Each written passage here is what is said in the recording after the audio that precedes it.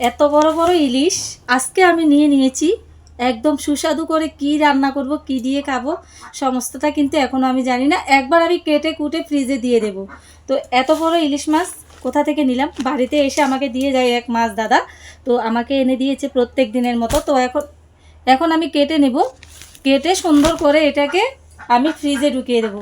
তো মাছটাকে তোমাদেরকে কি আমি একদম কাছের থেকে দেখালে ভালো হবে নাকি? এই যে দেখো, কারা কারা ইলিশ মাছ খেতে ভালোবাসো আমাকে একটু জানিও। আমি দুটো নিয়ে নিয়েছি, আমার তো বেশ ভালো লাগে ইলিশ মাছ। তোমাদের কেমন লাগে প্লিজ একটু জানিও।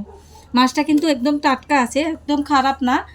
তো এই বছরের মানে এখন আমার, তো তোমরা সবাইকে কী করছো? সকালে অনেক অনেক শুভেচ্ছা জানাচ্ছি। এখন কিন্তু 11টার উপরে হয়ে গেছে, প্রায় 11:30টার মতো।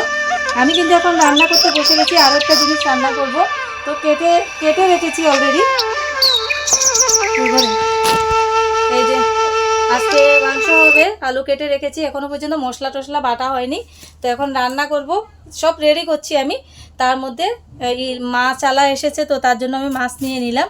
তো সবাই সঙ্গে থাকো, দেখতে থাকো, অবশ্যই তোমাদের ভালো লাগবে।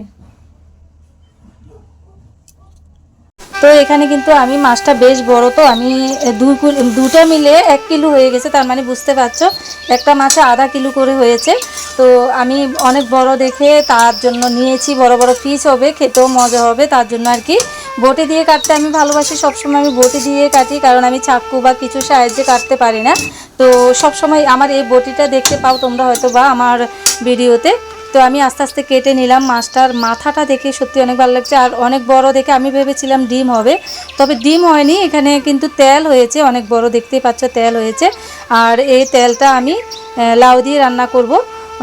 তো তোমরা সবাই দেখতে থাকো। আর আমি বড় বড় করে পিস করছি, যেহেতু এবারে লাস্ট, যেহেতু এখন তো গরম পড়ে গেছে, আমাদের এখানকার এরিয়ায় কিন্তু অনেক গরম, তোমাদের এখানে গরম কিনা একটু জানিও। আর এখানে আমি মাংস, মাছ এই যে দেখতে পাচ্ছি আমি কিন্তু ধুয়ে নিয়ে এসেছি মাছের তেলটাকে, আর মাছের 3টা পিস আমার বোনের জামাইকে দেবো। আর এখানে মাংস রান্না করছি, মাংস খাবো আজকে সব মানে। আর এদিকে আমার বোনের মেয়ে উঠে গেছে। তো বন্ধুরা আমার অলরেডি কাটাকাটনি হয়ে গেছে, দেখতে পেরেছ।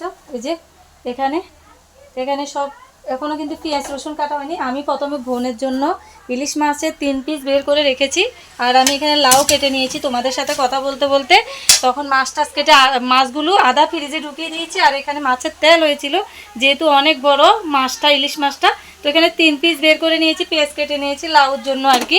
যে আমার বোনের জামাই অনেক ভালোবাসে ইলিশ মাছটা, তো রান্না করবো না আজকে।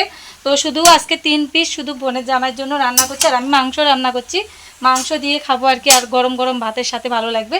আর আমি লাউটা রান্না করছি, লাউ দিয়ে ইলিশ মাছ দিয়ে কার কার ভালো লাগে। মাথা দিয়ে রান্না করলেও অনেকটা ভালো লাগে, যেহেতু বোনের জামাইকে দেবো তার জন্য আমি একটু ফিশ টাইপের বের করে নিয়েছি 3টা। একটা আমার জন্য, একটা আমার পুচকুর জন্য, আর একটা আমার বোনের জামাইয়ের জন্য, 3 জনের জন্য 3টা পিস বের করে। আর মাংসটা হবে। তো এই হলো আজকের আমার ব্লগ। তো কেমন লাগলো? নেক্সট ব্লগে কিন্তু আসছে আমি কিভাবে কি করছি। সবাই ভালো থেকো, সুস্থ থেকো, সাবধানে থেকো। আর এখনও পর্যন্ত যারা পেজটিকে ফলো করেন অবশ্যই ফলো করে দিও। পেজ থেকে বা প্রোফাইল থেকে যে যেখান থেকে দেখছো অবশ্যই আমার পেজ বা প্রোফাইলকে ফলো করে অল নোটিফিকেশান অল করে দিও। Tata, bye bye.